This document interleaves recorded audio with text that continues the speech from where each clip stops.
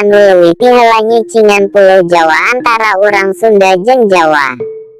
Fauzi Salaka II. Cigana urang Sunda ieu mah pamadegan kuring sorangan.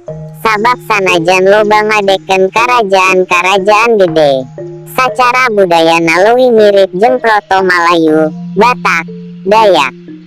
Aya unsur animisme jeung dinamisme Austronesia Polinesia nu kuat dina budaya jeung kapercayaan maranehna. Contona nyaeta angklung anu kudu dimaenkeun pikeun kasuburan tatanen. Imah adat maranehanana oge masih mibanda ciri Proto Austronesia on stilts.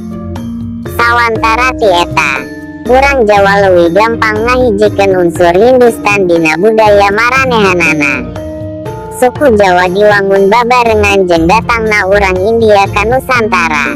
Wayang jeung candi mangrupa contoh kabudayaan Jawa anu asalna ti India. Jadi sacara kabudayaan, urang Jawa mah leuwih kawas deutros Malayu. Budaya Jawa teu bisa lepas tina budaya India.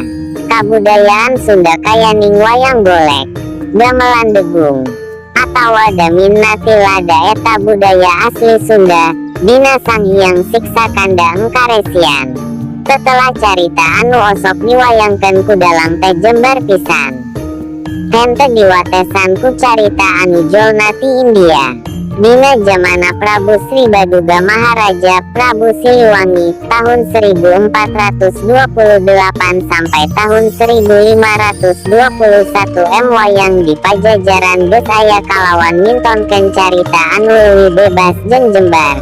Henteu ngawengku kana carita Mahabharata, Ramayana atawa sempalanana. Urang bisa ningali kabudayaan anu sabenerna asli Sunda di daerah-daerah saperti Baduy atawa Banten. Dina tataran kabudayaan leuwih mirip jeung etnis saperti Batak, Nias atawa Dayak. Jadi urang Sunda hirup leuwih ti helabatan urang Jawa.